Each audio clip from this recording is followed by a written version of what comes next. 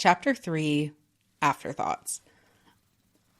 Back to what I was saying in the last Afterthoughts, this part of the book is still really fun for me to recall because I remember that day so vividly. I remember coming into the barn, seeing Pepper, and just being so mesmerized by her.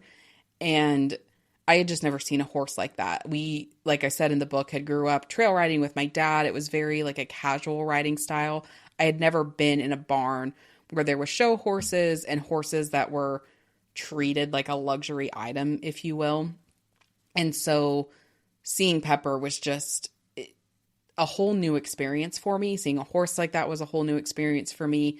And then, as I had said more previous in the book, Todd had showed horses in his earlier years, but after his wife got sick, he quit showing it. So he didn't have show horses or horses that were at show caliber when I technically had started riding with him. So Pepper was the first horse that he had got in his barn while I was there that was of show quality and was like that. And to this day, like that day, again, as I said, is just still so vivid in my mind and sticks out so clearly. And I don't think I'll ever forget it as long as I'm alive. And it was just really, looking back on it now, it was just really interesting because come to find out that that was something that was a part of like Todd's grooming tactic. He had a pattern of quote unquote finding horses for kids. And again, that, you know, it is very like, I don't even think, to be honest with you, knowing what I know now, but the whole like hindsight's 2020, I honestly don't think he ever had any intentions of selling her to that lady. I do think it was part of the ruse, to be honest with you. And still, you know, it's one of those things I wouldn't change it for a thing. Like I still have Pepper. Pepper is actually 20. So she was 10 when I got her. She's 28 now. So I've had her for 18 years. And as of this recording, I've had her for 18 years. And I wouldn't change a thing. Like if that's what it meant, that for Pepper to come into my life, I would do it again. And, you know, it was kind of cool. She's from Woodland, California. And in 2024, I drove to San Diego, and usually when I'm driving to California, I live in Oregon. I still live in Oregon.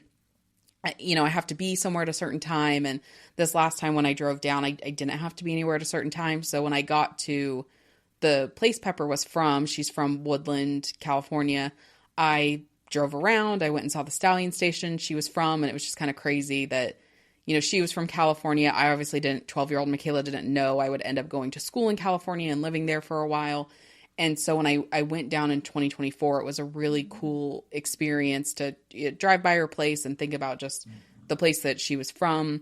And then obviously so much had unfolded since her birth, and she was born in 98. And it was just a really, just kind of a full circle moment for me. And yeah, I really wouldn't change a thing with how, you know, she came into my life. And it's so cool and special that I have her all these years later. And she taught me so much. You know, Todd taught me so much, but really it was Pepper that, you know, continued to push me, because there's some horses that will give you grace and kind of the benefit of the doubt. And Pepper's not that way. Like, if you're going to ask her to do something, you're going to ask her right, or she's not going to do it, which can be hard. But it's also, again, looking back, it's so beautiful because it pushed me, you know, to a level that I don't think I would have got to as a rider without her. So, yeah, it was really fun for me to reread that and just reminisce about like, oh yeah, I remember that day. I remember standing there just kind of shell shocked a little bit of like, this horse is the most beautiful thing I've ever seen. And then pulled out, and I had my phone, but it was one of those phones. It was like the Walkman phones that you kind of slid. It wasn't quite a flip phone, and I pulled it out, saw what time it was, or I actually don't think I saw what time it was. I think I looked at my phone, I think, to see how long I'd been there, because I remember pulling my phone out, but, and I'll talk about this later in the book, but Todd had a really squeaky door. And so I heard the door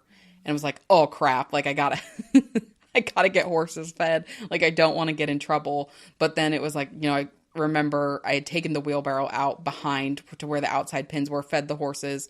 Todd was walking inside of the barn, and I ran inside with that wheelbarrow and was like, who is, you know, I was like, good morning. And I was like, who is this horse? Where did she come from? And to a 12-year-old, especially me, horse, that was just like such a big moment for me. And so, yeah, I actually did really enjoy rereading that part of the book and remembering the day that I saw Pepper for the first time, but then also, kind of going through like how I got Pepper. And then I don't want to spill too much until we get into the rest of the book, but she just becomes a very central figure in a lot of things in the book. And so, again, it's just really fun remembering the time where that was fun and that was cool. And yeah, so before I give anything else away, let's get into the rest of the story.